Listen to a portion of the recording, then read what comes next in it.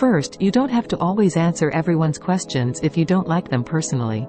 If you haven't fully figured them out yourself, and maybe they are hard for you personally and you don't want to talk about it and dig into it. Maybe the person asking for you is not that close to you, and you don't want to discuss it with them at all for many reasons. If you feel in your gut that you do not want to discuss it with a particular person, then you have every right to do so. So don't torture yourself, always do what your heart and feelings tell you to do. It is up to you to decide who and what to tell and whose questions to answer. Second, you do not have to answer yes to everything and agree with everything, and if you refuse, then feel guilty. Each person, for the most part, depends only on himself.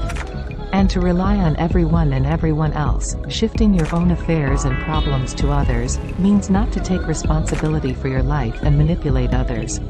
As in point 1, learn to feel yourself and understand. If you don't want to, then do it the way you want to do it. Good people, we want to help ourselves and we feel at ease with them.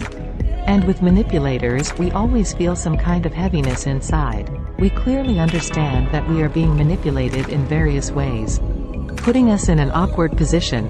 Saying no is necessary to know how to say no, and, therefore, to accept ourselves as we are. And if we do all the time what we do not respond internally and be good for everyone, we will end up with nothing inside ourselves. And people will forget very quickly both you and your good deeds. Third, you do not have to apologize to everyone if you realize that you have done nothing wrong to that person. Only the person who feels them is responsible for their own feelings and emotions, if we were in no way the initiator of their hurt feelings. You don't have to take people's rudeness for granted and then feel guilty afterwards when you tell them about it. So apologizing is inappropriate here, and so is beating yourself up. You want respect for yourself, start by respecting others. Fourth, you are not obliged to live the way your relatives, friends and anyone else advises and imputes it to you. Your life is yours alone. You decide what to do in this life and what path to follow. You don't have to adjust to everyone with their opinion and correct vision, and even more so to argue, justify and expend a lot of life energy. The most important question I ask myself is, do I want to live my life the way this smart, what he thinks he is, counselor wants me to? My answer is, no. Then he can go to the woods, and I have my own paths. Don't waste your time and do your own thing. If your business is no one's business in any way, then there is no need to make excuses.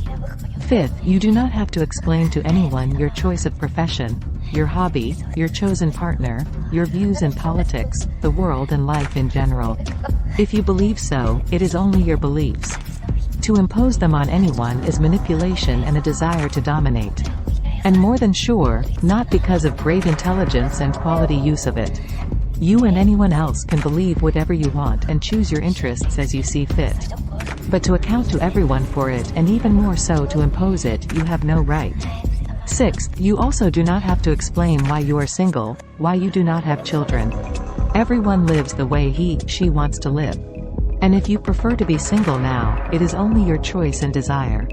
Perhaps family people will see this as a tragedy, but if it is not, then you should not make excuses for it. You live your life the way you feel, and if you want to be alone this time, then so be it. It's up to you. Remember that any frequent excuses you make in front of people make you into a person who should not be respected for anything.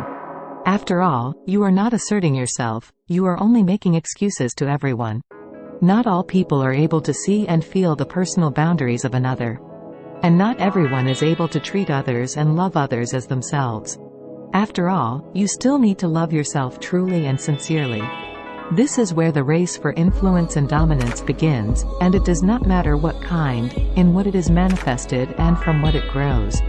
Your excuses are automatically not taken seriously by others. They show that we have no opinion of our own. How can we have an opinion if all we do is make excuses?